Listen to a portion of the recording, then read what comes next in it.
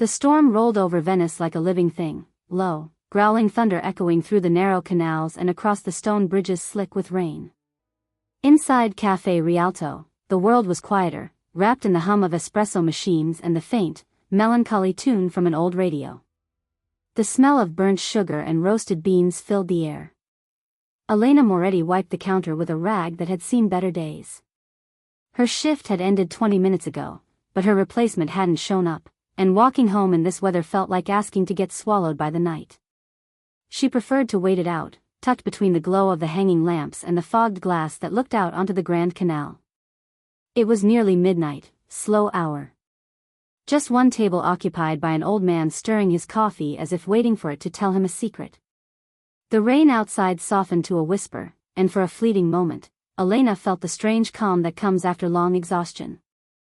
Then the bell above the door chimed. The man who entered didn't look like he belonged in this small cafe. Not because of his tailored charcoal coat, or the faint scar that curved near his temple, but because the air itself seemed to tighten around him when he stepped in. He paused, eyes scanning the room, sharp, precise, predatory. The old man at the corner looked up once, saw those eyes, and immediately dropped his gaze to the cup again. Instinct. Survival.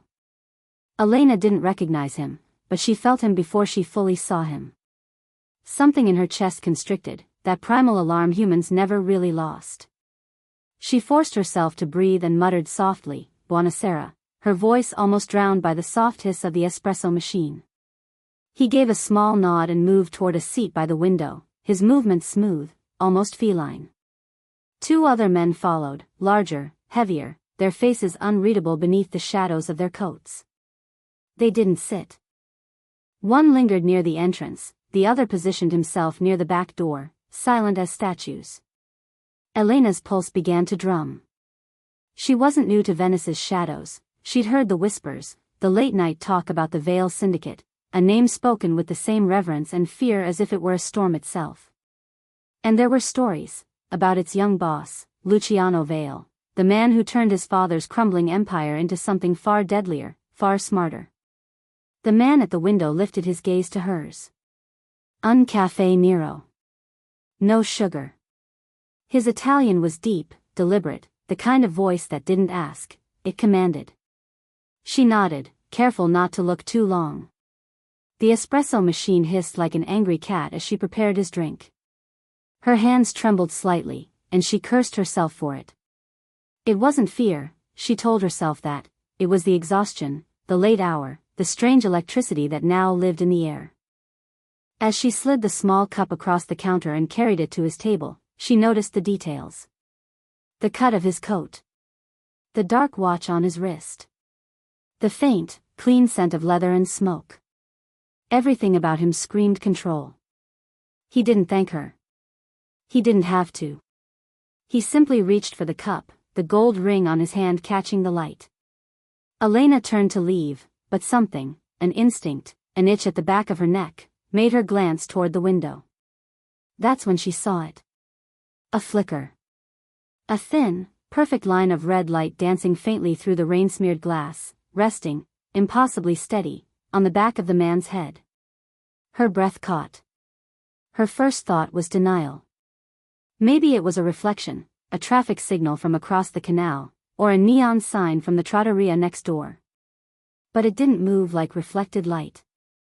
It hovered, tight, deliberate, pulsing faintly in the mist. Her second thought came faster, a laser sight. Her body went rigid. Time dilated in that strange, liquid way it does when something irreversible is about to happen. She looked at the man by the door. He hadn't noticed. Neither had the one near the kitchen. Only she could see it, because of where she stood, because of the angle, because of the cruel accident of chance. The light slid slowly, like a predator adjusting aim, from the back of his head to the base of his neck. Her hands clenched.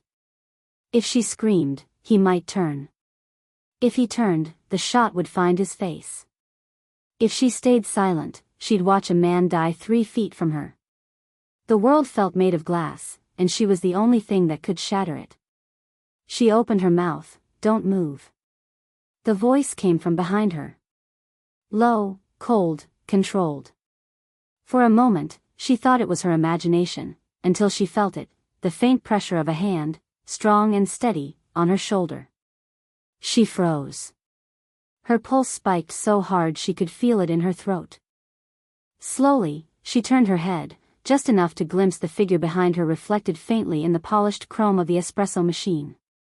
He was close. Too close. The kind of closeness that carried heat even in the chilled air.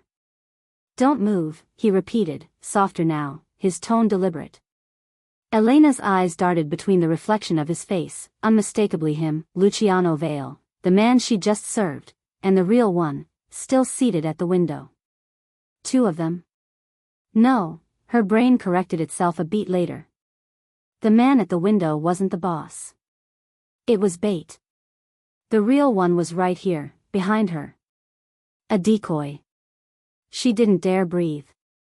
Outside, the red light flickered once more, then vanished into the rain as a muffled pop cracked through the air. The sound was dull, swallowed by distance, but the window splintered, a spiderweb of fractures spreading across the glass where the fake Luciano's head had been moments before.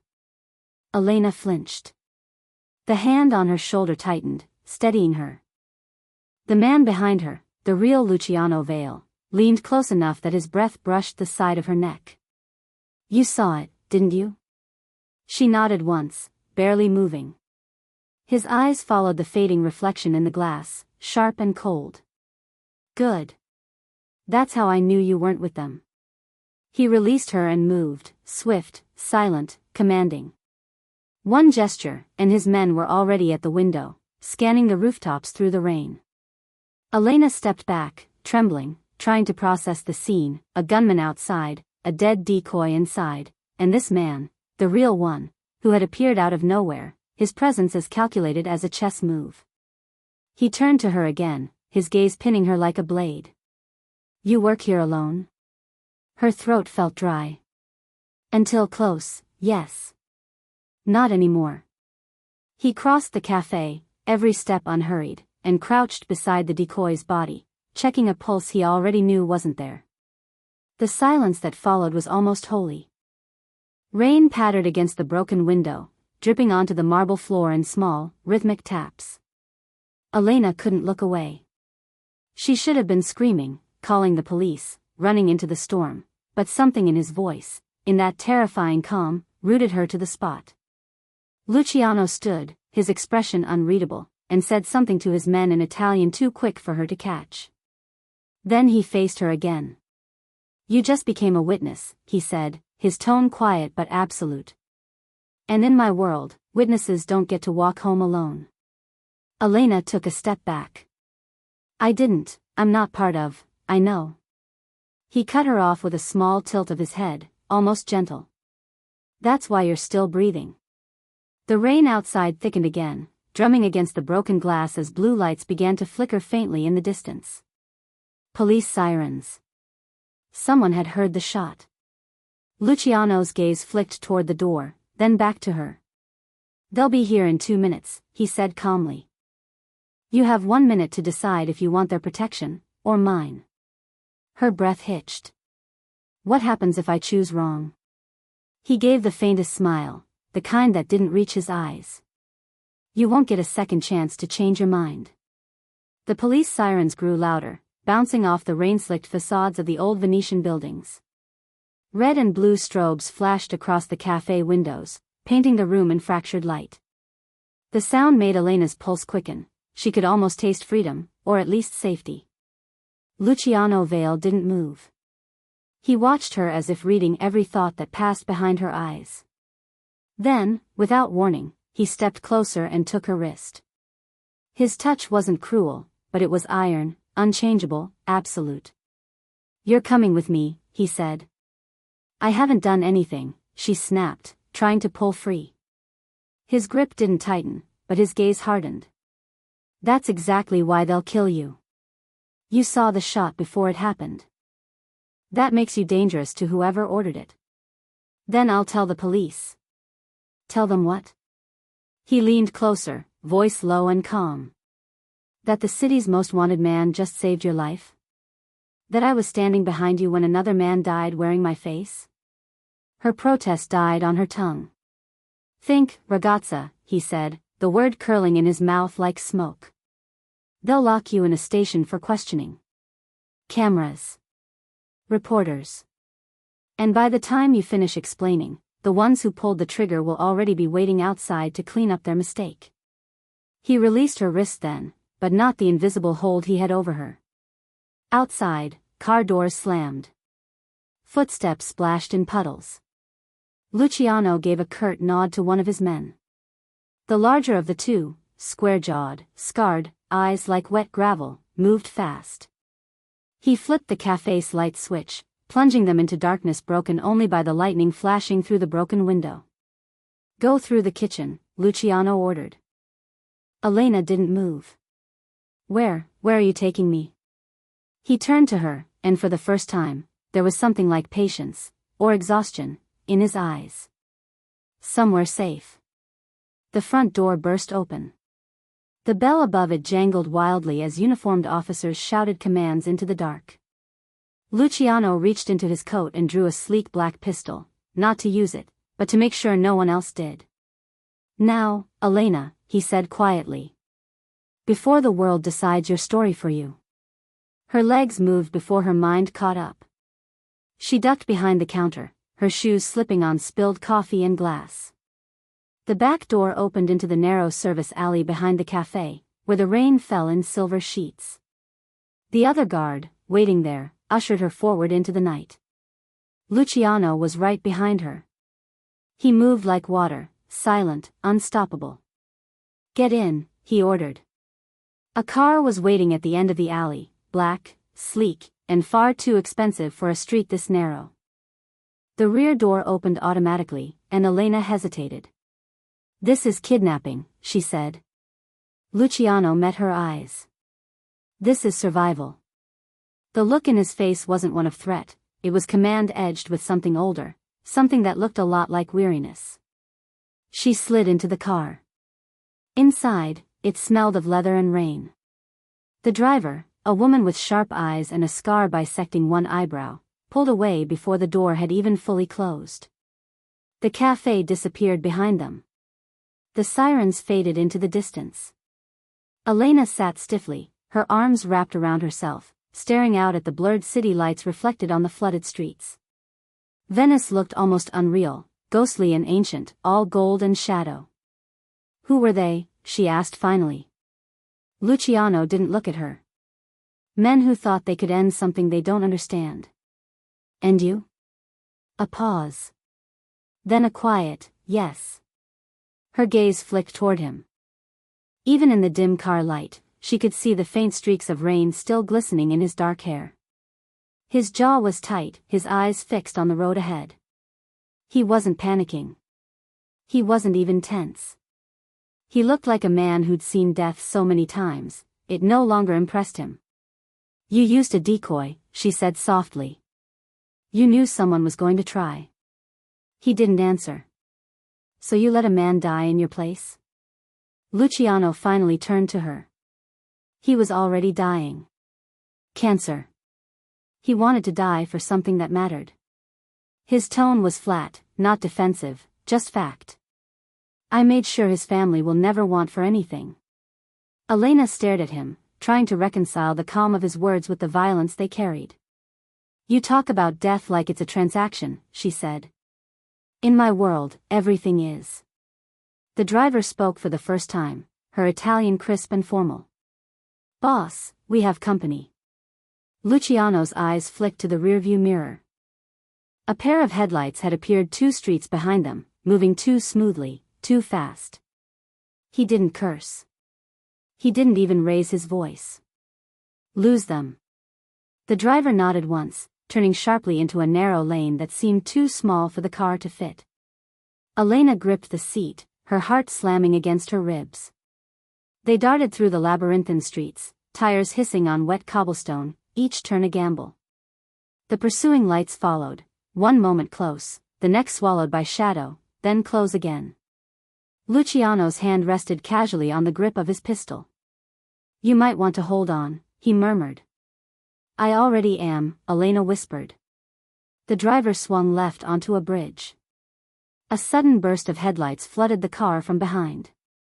A gunshot cracked, shattering the back window. Glass rained across the seats. Elena screamed, ducking instinctively. Luciano's arm moved faster than thought, pulling her down, shielding her. Stay low. The car surged forward, then swerved violently as the driver took another corner. The headlights behind them vanished as the pursuers overshot the turn. Silence. The engine roared once more as they sped through the maze of empty alleys until, at last, the world seemed to exhale. When the car slowed, Elena realized she was clutching Luciano's sleeve. His heartbeat was steady beneath the soaked fabric. He looked down at her hand, then back at her face, his expression unreadable. You can let go now, he said softly. She did, as if burned. The car pulled up beside a dark, ivy-covered building overlooking the quieter part of the canal, a mansion disguised as ruin. Iron gates opened without a sound. Where are we? She asked. My house, he said simply. You mean your fortress? He gave the faintest smile. Same thing. The car stopped under a stone archway. The driver stepped out, her boots splashing in shallow puddles, and opened the door. Luciano got out first, then offered his hand to Elena. She hesitated, the memory of the cafe still pounding in her blood, then took it. His hand was cool, steady, grounding. Inside, the mansion was nothing like she expected. It wasn't all marble and gold, it was quiet, restrained. The air smelled of cedar and rain. A grand staircase spiraled up into darkness, while oil paintings lined the walls, Venetian masters, most originals. This way, he said, guiding her down a corridor. The hall opened into a library lit by a single fire. The warmth felt surreal after the chaos outside. Luciano motioned toward a chair near the fire. Sit. Elena obeyed, her body trembling with the aftershock of adrenaline. He stood across from her, the firelight catching the gold in his eyes. You understand now why I couldn't leave you there. She swallowed hard. You could have told me the truth. His voice was almost gentle. You wouldn't have believed it. She stared into the fire, her reflection wavering in the flames. And now what? Now, he said, you tell me exactly what you saw before the shot. I saw the red light, through the window. How long before it moved? 3 seconds. Maybe 4. He nodded, thinking, his gaze distant. A professional then. Calm. Deliberate. He turned back to her, the calculation fading from his expression, replaced by something more human, curiosity. Why did you look up when you did? I don't know, she said truthfully. I just felt something wrong. Luciano's lips curved, not quite into a smile. Instinct. That's rare. He studied her for another long moment. You see details other people miss. Elena shifted in her chair, uneasy under his scrutiny. I'm an art restorer, she said. I'm trained to notice flaws. That explains a lot, he murmured. He stepped closer, and she could feel his presence again, the same suffocating, magnetic pull as in the cafe. I don't believe in coincidences, he said. If you were meant to die tonight, you would have. But you didn't. That means you're in this now, whether you like it or not. Her pulse raced. In what, exactly? His eyes met hers, calm but lethal. In my war. End of part 2, words 2000. Would you like me to continue with the next 1000 words, part 3, where Elena starts uncovering who Luciano is, and the emotional tension between them begins to build? The word war hung in the air like smoke. Elena stared at him, unable to decide if he was being dramatic or deadly literal. In the flickering firelight, his expression was carved from something colder than marble. You think I'm a soldier in your war, she said, forcing her voice not to shake. Luciano moved to the sideboard, poured 2 glasses of something amber, and handed one to her. Drink. I don't, you'll want to, after what I tell you. She hesitated, then took it. The liquor burned down her throat, sharp enough to make her eyes water. Luciano sat across from her, elbows resting on his knees. That man who took the bullet for me, he wasn't chosen at random. He was a decoy because someone inside my own circle gave away my movements. A traitor, she said softly. He nodded once. Someone who knows my habits. Knows where I eat, who I trust. That means I can't trust anyone. Except me, she said before she could stop herself. Luciano's gaze lifted to hers, unreadable. You shouldn't. I ruin everything I touch. For a moment, silence stretched between them, thick with the hum of rain against the tall windows. Then he stood. You'll stay here tonight. The guest room upstairs, third door on the right. No one will bother you. What happens tomorrow? I'll decide that in the morning. He turned away, the conversation clearly over. Elena set down her glass, the warmth of it still burning in her chest, and rose. I didn't ask to be part of this, she said quietly. He paused by the door. No one ever does. The fire cracked once, and he was gone. The guest room looked like it belonged in another century. High ceilings, a canopy bed, velvet drapes, a single lamp throwing soft light across a painting of the Grand Canal. Everything smelled faintly of citrus and old books. Elena stood by the window, watching the rain ripple across the water below. Her reflection stared back, pale, disheveled, eyes wide with a confusion she didn't want to admit was fear. How had her life turned in a single night from burnt coffee and tired feet to blood and secrets and a man who carried danger like perfume? She lay down but didn't sleep. Not until the rain stopped and the first faint light of dawn turned the sky gray-blue. When she woke, it was to the sound of knocking. Elena, a woman's voice said gently. It was the driver from last night, the one with the scar. She stepped inside carrying a tray of breakfast. You'll want to eat before the boss starts asking questions. Elena blinked. You work for him? I work with him. The woman set down the tray. My name's Alessia. There was a strange steadiness about her, a mix of soldier and caretaker. She nodded at Elena's untouched food. Trust me, you'll feel braver with something in your stomach. Elena forced down a few bites of toast and coffee that tasted stronger than anything she'd had at the cafe. When Alessia left, she found herself alone again, until the door opened without warning. Luciano. He didn't knock. He didn't need to. His presence filled the doorway before he spoke. You sleep? Barely. Good. He stepped inside, a file folder in his hand. Then your mind will still be sharp. He tossed the folder onto the table beside her breakfast. Photos spilled out, grainy surveillance shots, names scribbled in the margins. These are the people I deal with every day, he said. Some of them would sell their own mothers for money. One of them tried to sell me.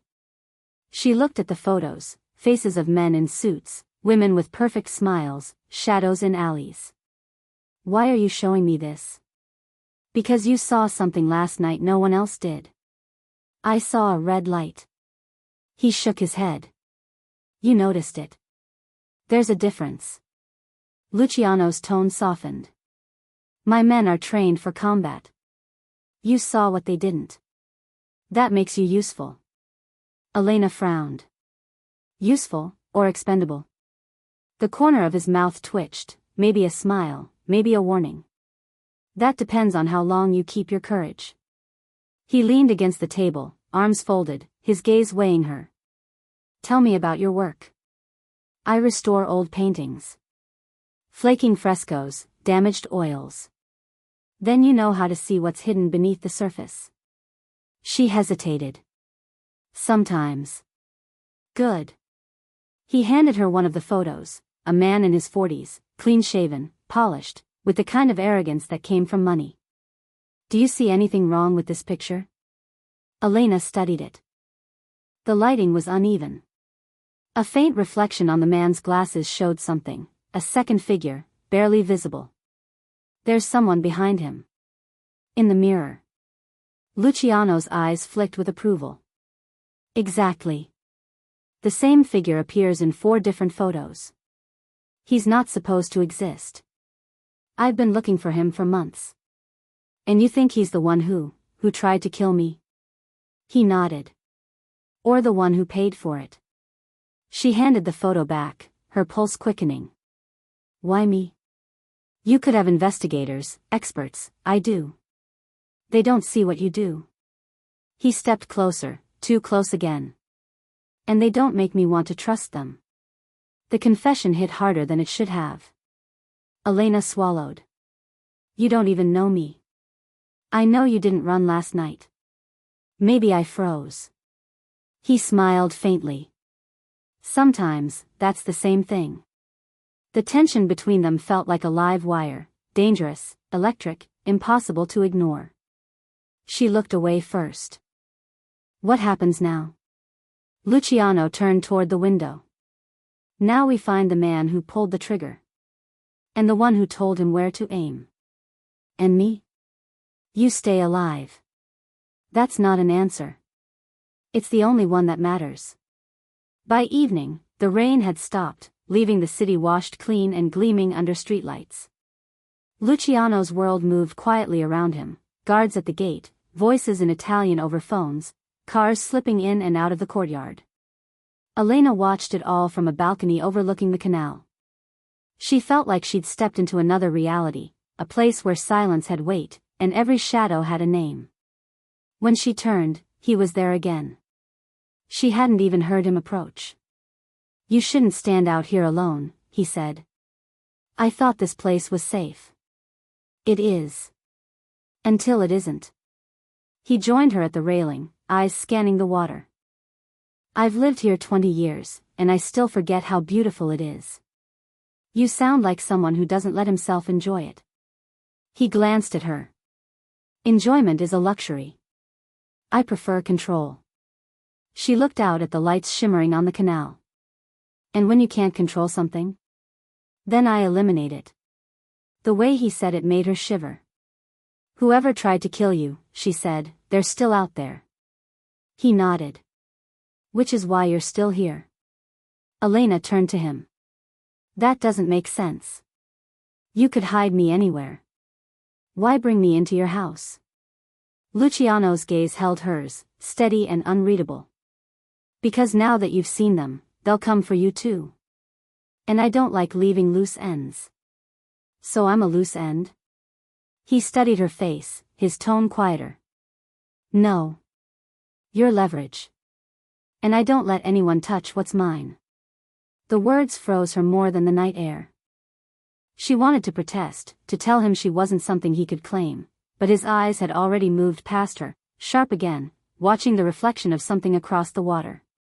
A small red light blinked once on the opposite rooftop, then vanished. Luciano's hand shot out, grabbing her wrist, pulling her down behind the stone balustrade. Get down. The sound came a second later, a muffled pop, then another, closer this time. Glass shattered behind them. Elena's heart pounded as Luciano shielded her, the echo of gunfire fading into the night. When it was quiet again, he whispered in her ear, calm but ice-cold, they found us. The silence after the gunfire felt heavier than the sound itself. Elena's breath came in short, panicked bursts as tiny shards of glass rained onto the marble floor around them.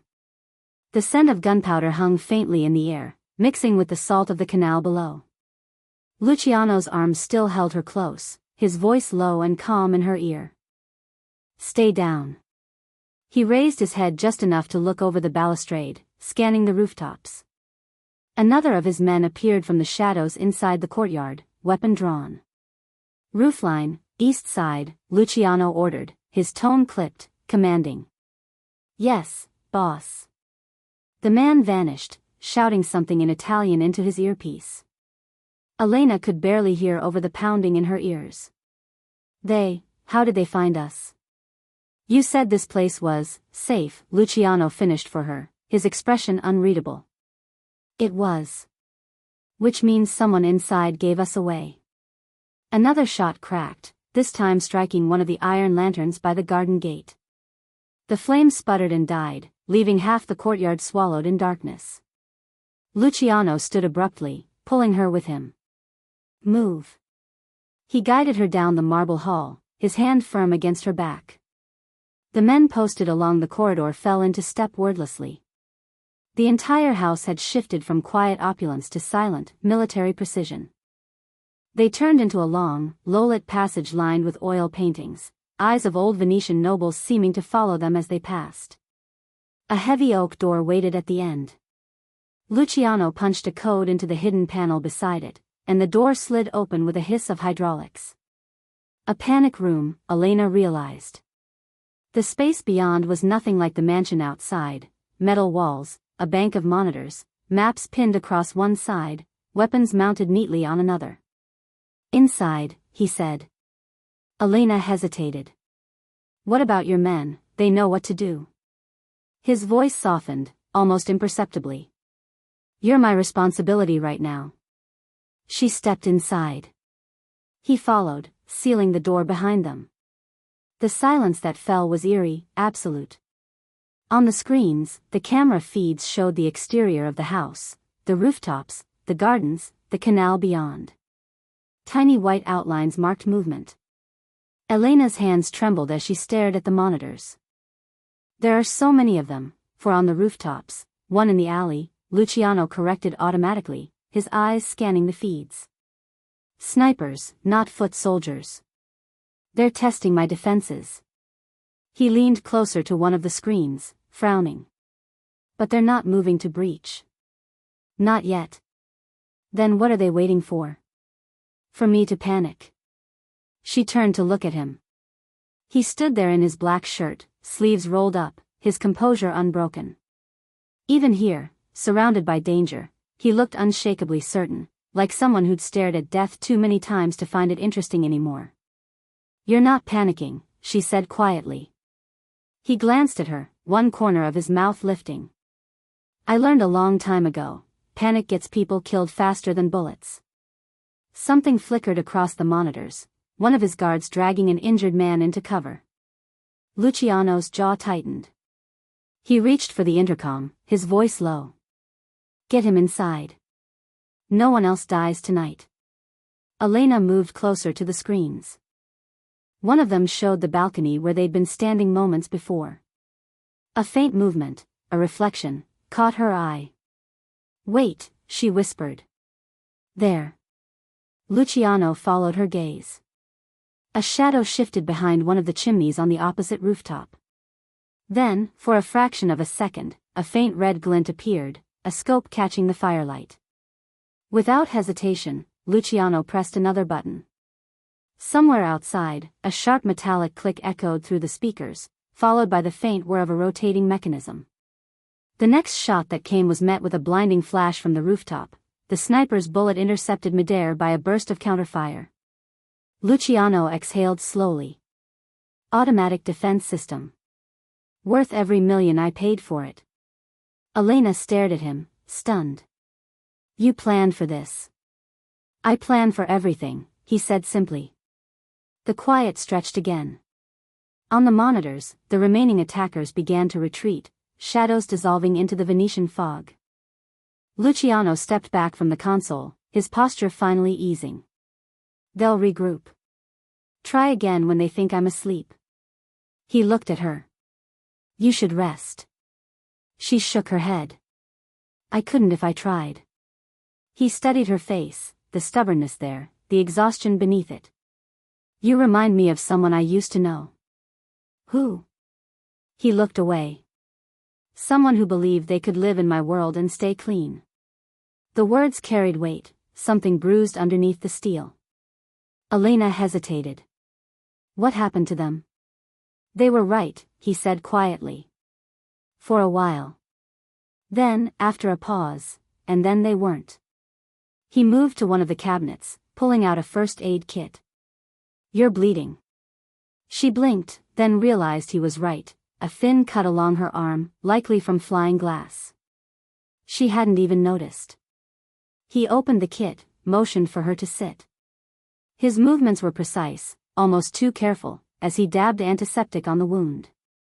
The smell of alcohol filled the air. "You don't have to, I do," he said. "You're under my protection now. That means if you bleed, it's my fault." The absurdity of it made her laugh softly, despite herself. That's not how normal people talk. He glanced up at her, his expression unreadable. "Do I look normal to you?" She wanted to say no. She wanted to tell him that he looked like every danger her mother had ever warned her about, beautiful, distant, ruinous. But the words caught in her throat. Instead, she said quietly, "You don't scare me." He paused, his fingers still holding the gauze against her skin. "You should," he murmured. "It would make things easier." The silence that followed was intimate in a way that startled her. When he finished, he stood, his usual distance returning. "You'll stay here until morning. After that, we move to one of my safe houses outside the city. And then? Then we find out who's buying my death." She rose to her feet. "And if you do?" He looked at her, eyes like cooled amber in the low light.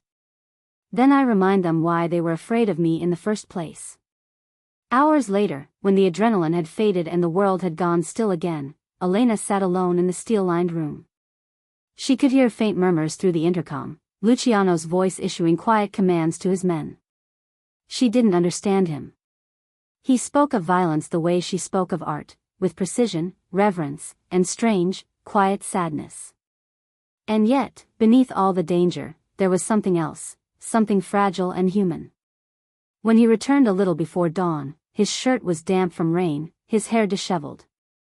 He looked younger, somehow. "It's done," he said.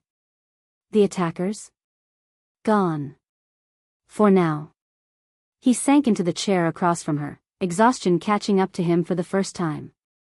The mask of control cracked just enough for her to see the man beneath it.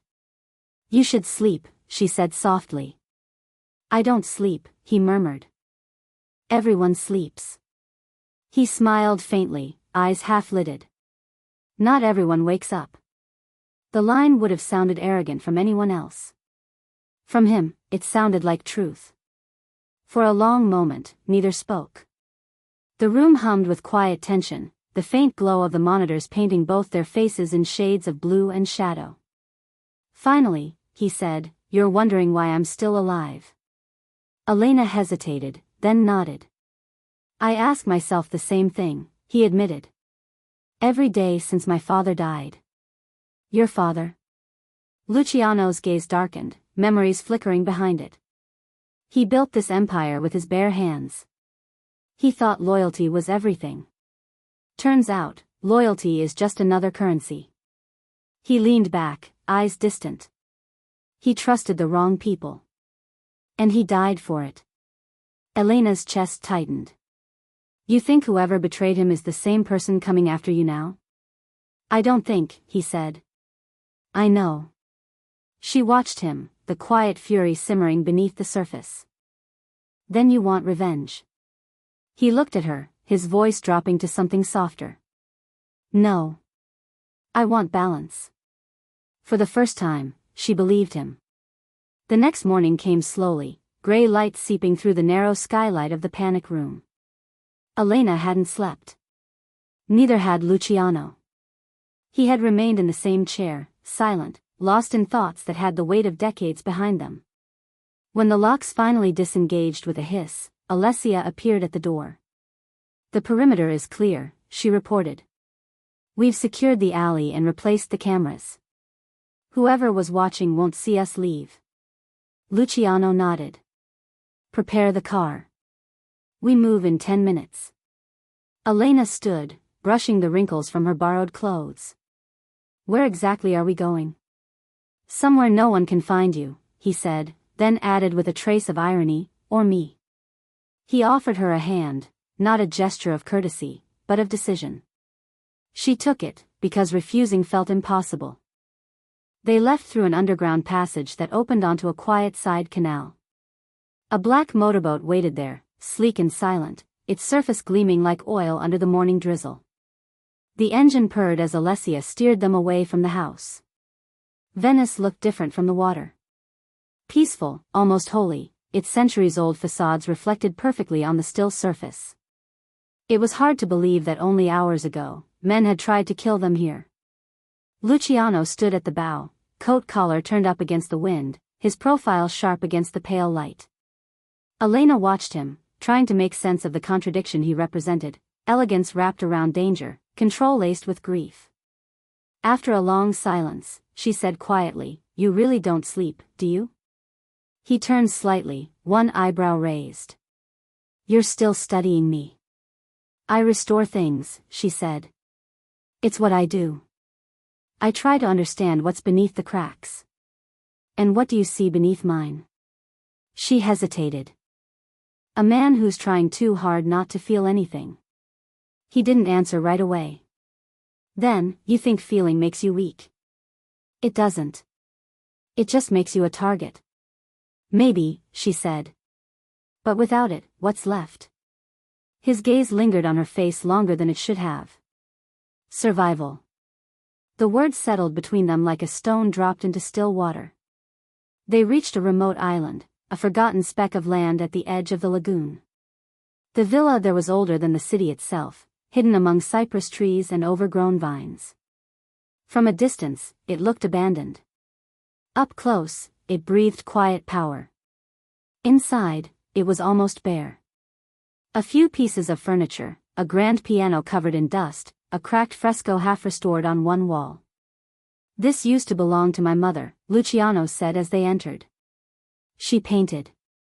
Badly, but with passion. She believed this place was hers alone. "What happened to her?" "She died when I was 14.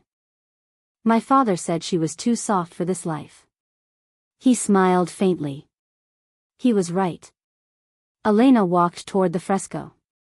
The colors were muted, the brushstrokes delicate but fading. It showed a woman holding a candle, her face half in light, half in shadow. "She painted this?" He nodded. "She said it was a self-portrait." "She painted herself trapped between darkness and light," Elena murmured. "Exactly." Luciano's gaze was on her now, not the painting. "And you? Which side do you belong to?" "I don't know," she said. "Maybe I'm just trying not to drown between them." He smiled, but it wasn't amusement, it was recognition.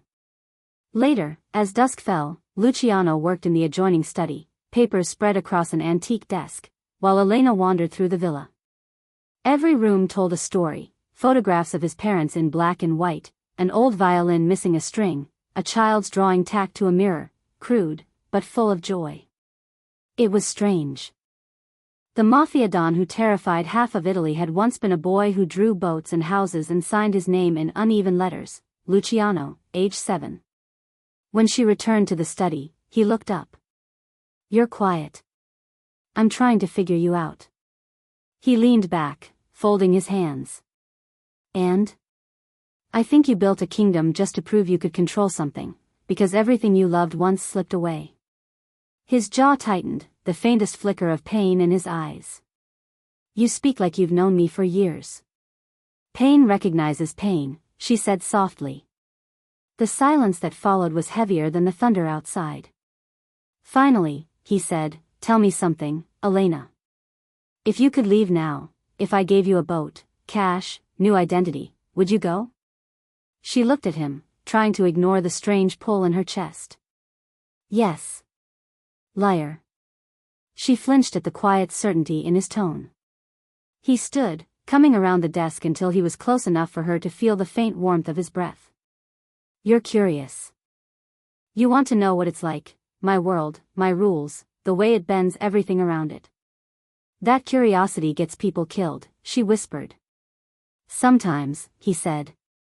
"Sometimes it saves them." He reached out, brushing a lock of damp hair from her face. The touch was brief, almost accidental, but it left her pulse racing.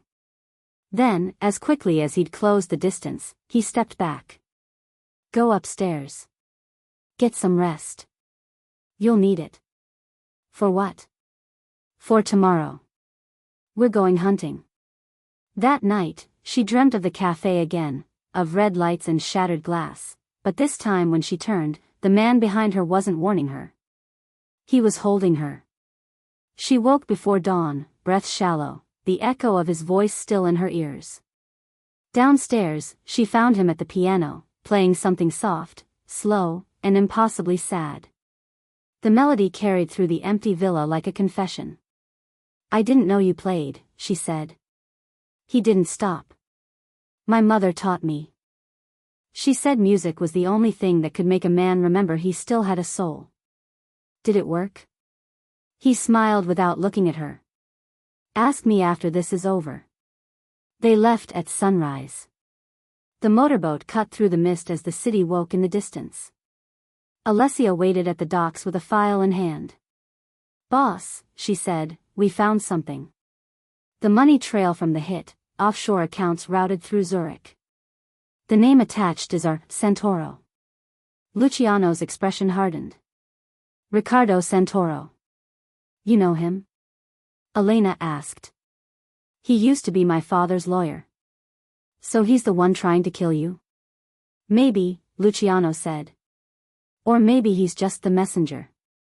He opened the file, flipping through the pages. "He's hosting an auction tonight.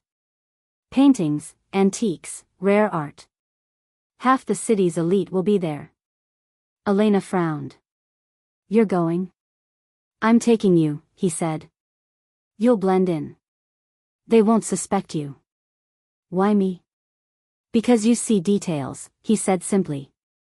"And tonight, I need eyes that don't lie." She hesitated, then nodded. That evening, the auction house glittered with chandeliers and champagne, all marble and gold. Elena wore a black dress Alessia had chosen, elegant, understated. She barely recognized herself in the mirror. Luciano was beside her, immaculate in his tailored suit, his presence magnetic even in a room full of wealth. The crowd parted subtly wherever he walked, though most pretended not to notice him. "Stay close," he murmured as they entered the main hall. "I'm not going anywhere," she said. His eyes flicked to her, a hint of a smile ghosting his lips. "Good." From across the room, Riccardo Santoro raised a glass in greeting. His smile was polite, practiced. But his eyes, the calculating flicker behind them, told another story. Luciano inclined his head slightly, the faintest acknowledgement. The game had begun. The auctioneer's voice filled the room, smooth and practiced. Paintings, sculptures, relics, all symbols of power disguised as art. Elena scanned the crowd, her gaze catching small, telling details, the discreet earpieces in two men's ears, the nervous glance of a woman near the exit, the way Santoro's hand never strayed far from the inside of his jacket. Something was coming. She leaned toward Luciano. "Third man from the left balcony. He keeps touching his sleeve. There's a bulge, maybe a weapon." Luciano's eyes followed hers for a second. Then, almost imperceptibly, he nodded. "You really do notice everything."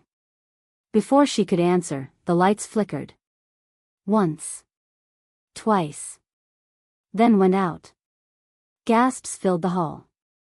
In the sudden dark, Luciano's hand found hers. Strong.